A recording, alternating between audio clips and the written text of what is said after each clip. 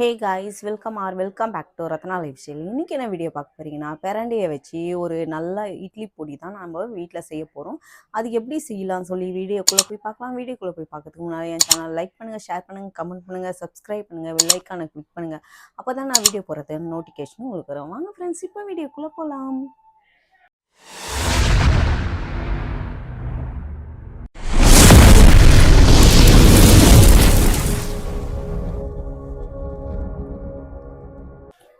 ஏன் நான் இந்த பிரண்டையை வச்சு ஏன் செய்ய போகிறேன்னா, இது ஒரு டிப்ஸாக கூட நீங்கள் எடுத்துக்கலாம். இப்போ எல்லாருக்கும் நிறைய பேருக்கு வந்து மூட்டு வலியெல்லாம் வருது இல்லைங்களா? அந்த மூட்டு வலியெல்லாம் வந்து இந்த பிரண்டை வந்து நல்லா சரி செய்யும். அதுக்காக நம்ம வந்து பிரண்டையை வந்து துவையல் அரைச்சி சாப்பிட பிடிக்கல, சின்ன பசங்க சாப்பிட மாட்டேங்குதுங்க, அப்படியெல்லாம் இருக்கும்போது நம்ம என்ன பண்ணலான்னா, இட்லி பொடி மாதிரியே அரைச்சி வச்சுக்கலாம். அந்த பொடியை வந்து ரைஸ்குள்ளே போட்டு பொடி போட்டு அதுக்கப்புறம் நம்ம கொஞ்சம் நல்லெண்ணெய்யோ அப்படி இல்லை நெய்யோ ஊற்றி பிசைஞ்சும் சாப்பிட்லாம். அப்படி இல்லைன்னா இட்லி தோசைக்கு நம்ம நல்லெண்ணெய் ஊற்றி மிக்ஸ் பண்ணி சாப்பிட்லாம். அதுக்காக தான் நம்ம இந்த பிரண்டையை வச்சு ஒரு இட்லி பொடி நம்ம செய்ய போகிறோம். இதுக்கு என்னென்ன பொருட்கள் தேவை அரைக்கிறதுக்குன்னு சொல்லி அங்கே போய் பார்க்கலாம். பிரண்டை பொடிக்கு அரைக்கிறதுக்கு வந்து நம்மளுக்கு வந்து பிரண்டை நான் வந்து ஒரு கட்டு வாங்கியிருக்கேன். ஒரு கட்டுக்கு வந்து உளுந்த பருப்பு வந்து நான் இந்த கப்பில் 1.5 கப்பு நான் சேர்த்துருக்கேன். பொடி கொஞ்சம் எக்ஸ்ட்ரா வேணும்னு நான் சேர்த்துருக்கேன். நீங்கள் ஒரு கப்பு போட்டால் போதும், ஓகேங்களா? 1 கப்பு உளுந்து, 1 கப்பு கடலைப்பருப்பு, 1/4 கப்பு எள்ளு, ஒரு 10லேருந்து 15 மிளகா நான் எடுத்து வச்சுருக்கேன். உங்களுக்கு காரத்துக்கு ஏற்ற மாதிரி நீங்கள் சேர்த்துக்கோங்க. கொஞ்சம் பெருங்காயம். இதுதான் ஃப்ரெண்ட்ஸ் நம்மளுக்கு தேவையான பொருட்கள். இதை எப்படி நம்ம செய்யலாம் அப்படின்னு சொல்லி இப்போ பார்க்கலாம். பிரண்டையை வந்து ஃபஸ்ட்டு வந்து நம்ம காம்பு இந்த சைடில் இருக்க இந்த இதெல்லாம் வந்து நம்ம கட் பண்ணி க்ளீன் பண்ணி சின்ன சின்ன துண்டுங்களாக கட் பண்ணி ஃபஸ்ட்டு வச்சுக்கலாம். அதுக்கப்புறமா நம்ம எப்படி செய்யலான்னு பார்க்கலாம். இப்போது நான் உளுத்தம்பருப்பு இதில் சேர்த்துக்கிறேன். இதை நல்லா நம்ம கலர் சேஞ்ச் ஆகிற வரைக்கும் நல்லா வறுத்து எடுத்துக்கணும். அந்த உளுத்தம் பருப்பு வந்து வறுக்கும் போது நல்லா வாசனை வரும் ஃப்ரெண்ட்ஸ், கலர் சேஞ்ச் ஆகும். அந்த அளவுக்கு நம்ம வறுத்து எடுத்துக்கணும்.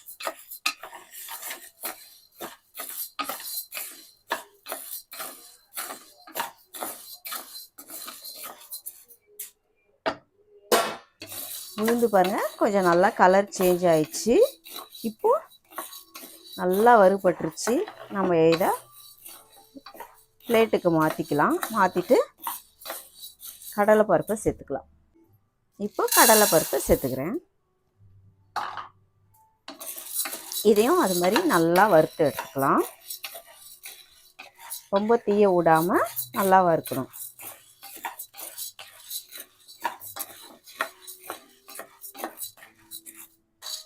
கடலைப்பருப்பும் நல்லா வறுத்தாச்சு. இப்போ இதையும் ஒரு பிளேட்டுக்கு மாற்றிக்கலாம். இப்போ வந்து நான் எள்ளு சேர்த்துக்கிறேன்.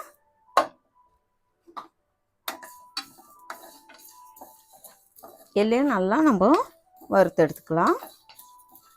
எள்ளு நல்லா பொரியும் போது பட்டு பட்டுன்னு வெடிக்கும். அந்த அளவுக்கு நல்லா பொரியணும். அப்போ தான் நல்லா நம்மளுக்கு வாசனையாக இருக்கும் பொடி அரைக்கும் போது. நீங்கள் தெரியுதுங்களா சவுண்டு எப்படி எகிருது பாருங்கள்.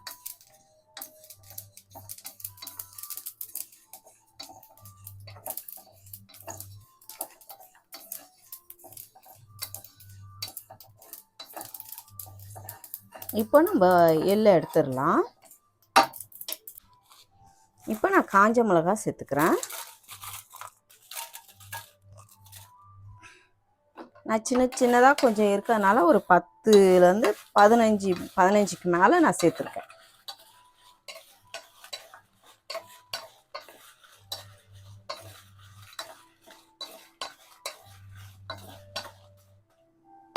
நல்லா வறுக்கணும்.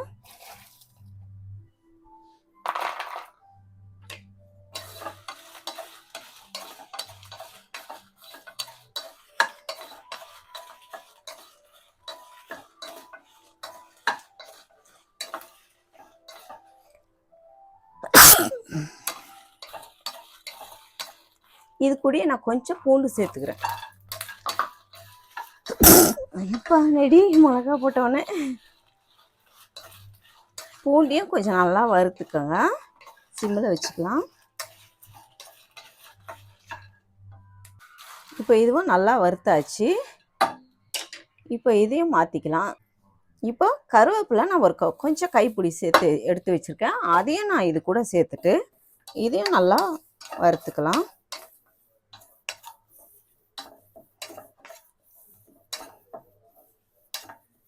இது கூடயே இது கொஞ்சம் நல்லா வறுத்த உடனே நான் இது கூடயே வந்து இந்த பொடிக்கு ஏற்ற கல் உப்பும் நான் இது கூடயே சேர்த்து வறுத்து அரைச்சிப்பேன்.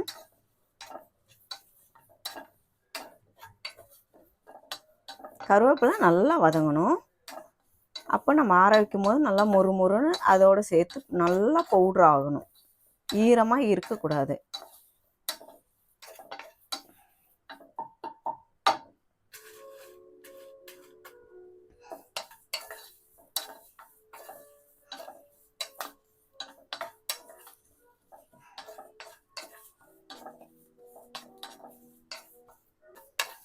இது கூடயே நான் கொஞ்சம் கல் உப்பு சேர்த்துக்கிறேன். கல் உப்பையும் நல்லா வறுத்துக்கலாம்.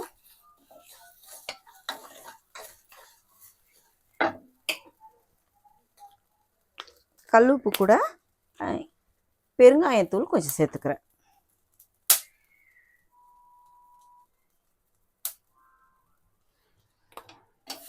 அதையும் கொஞ்சம் வறுத்துக்கலாம்.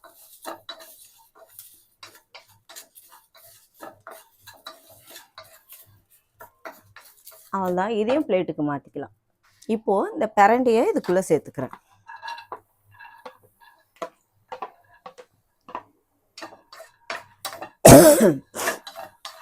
இதையும் நம்ம நல்லா வறுத்துக்கணும். நல்லா பிரண்டை வந்து ஈரப்பதெல்லாம் போகிற அளவுக்கு நம்ம வறுக்கணும்.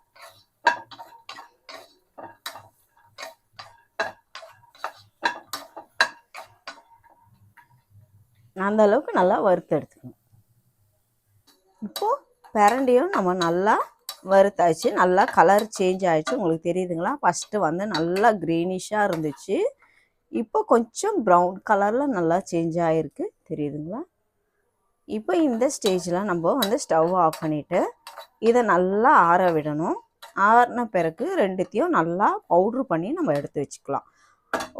ரொம்ப நைஸாக இல்லாமல் ஓரளவுக்கு மீடியமாக நம்மளுக்கு இட்லி பொடி எப்படி இருக்குமோ அந்த ஸ்டேஜுக்கு நம்ம அரைச்சி எடுத்துக்க போகிறோம் பவுட்ரு. ஓகே ஃப்ரெண்ட், நான் ஆஃப் பண்ணிக்கிறேன். எல்லாமே நம்ம வறுத்து எடுத்து வச்சுருக்கோம் ஃப்ரெண்ட்ஸ். நல்லா ஆறணும். ஆறினதுக்கப்புறம்தான் இந்த பிரண்டையும் பாருங்கள் கலர் உங்களுக்கு எவ்வளோ சேஞ்ச் ஆகிடுச்சு. இன்னும் கூட நம்ம வேணும்னா நல்லா இன்னும் வறுத்து எடுத்துக்கலாம். எனக்கு இது ஓகே அப்படின்னு நான் ஸ்டாப் பண்ணியிருக்கேன் ஃப்ரெண்ட்ஸ். உங்களுக்கு வேணும்னா இன்னும் கூட வறுத்து எடுத்துக்கலாம். இது நல்லா ஆறுனதுக்கப்புறம் நம்ம மிக்ஸி ஜாருக்கு மாற்றி பவுட்ரு பண்ணணும். நான் சின்ன ஜாருக்கே மாற்றிக்கிறேன். மாற்றி நான் கொஞ்சம் கொஞ்சமாக இப்போ வந்து இதை அரைச்சி எடுத்துக்க போகிறேன்.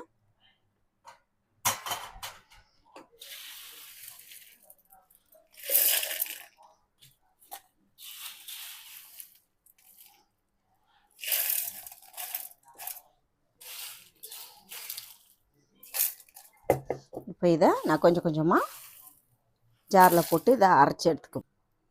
இப்போ இதை நான் அரைச்சி எடுத்தாச்சு ஃப்ரெண்ட்ஸ். இங்கே பாருங்கள் எப்படி இருக்குது நம்மளோட இட்லி பொடி.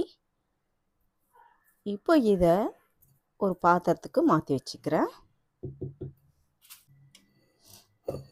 நான் இப்போ இது கூட பிரண்டையும் சேர்த்துக்கிறேன் ஃப்ரெண்ட். பிரண்டையும் சேர்த்து பவுட்ரு பண்ணி எடுத்துக்கலாம். ஓகே ஃப்ரெண்ட்ஸ், நம்மளோட பிரண்டை பொடி ரெடி ஆகிடுச்சு. இது வந்து கொஞ்சம் ஈரமாக இருக்க மாதிரி தான் இருக்கும் ஃப்ரெண்ட்ஸ். நல்லா காய வச்சுட்டு இதுக்கப்புறம் நம்ம சாப்பிடும் போது நல்லெண்ணெய் ஊற்றி நம்ம பிசைஞ்சு சாப்பிட்டோம்னா சாப்பாடுக்கெல்லாம் அவ்வளோ சூப்பராக இருக்கும். இட்லி தோசைக்கு எல்லாத்துக்கும் வச்சு சாப்பிட்லாம். இது ரொம்ப உடம்புக்கும் ஹெல்த்தாக இருக்கும். முட்டி வலிக்கிறவங்களுக்கு இது கண்டிப்பாக இந்த மாதிரி செஞ்சு கொடுக்கலாம். நம்மளோட சுவையான பிரண்டை பொடி ரெடி ஆயிடுச்சு. ரொம்ப சூப்பராக இருக்கும் ஃப்ரெண்ட்ஸ். நல்ல வாசனையா சூப்பரா இருக்கு ஃப்ரெண்ட்ஸ். ரொம்ப நல்லா இருக்கு. நீங்களும் இதே மாரி செஞ்சு பாருங்க. உங்க வீட்ல ம பெரியவங்க இருப்பாங்க. பெரியவங்களுக்கு எல்லாருக்கும் பெரியவங்களுக்கு இல்ல, இப்பலாம் ஒரு 30 வயசு தாண்டுனாவே முட்டி வலி ப்ராப்ளம் நெறையா வருது ஃப்ரெண்ட்ஸ். இந்த முட்டி வலிக்கெல்லாம் நம்ம எப்படி பிரண்ட செஞ்சு சாப்பிடுறது? அந்த மாரி புதுசா யோசிக்கும்போது, இந்த மாரி நீங்க பிரண்டைய அ துவையல் செஞ்சு நெறைய பேர் சாப்ட்டுருப்பீங்க. இட்லி பொடி செஞ்சு சாப்ட்டு பாருங்க. தோசைலாம் சுடும்போது நம்ம யூஸ் பண்ணி சாப்பிடலாம். இல்லைன்னா ரைஸோட போட்டு நெய் ஊற்றி நல்லா பிசைஞ்சு சாப்பிட சூப்பராக இருக்கும்.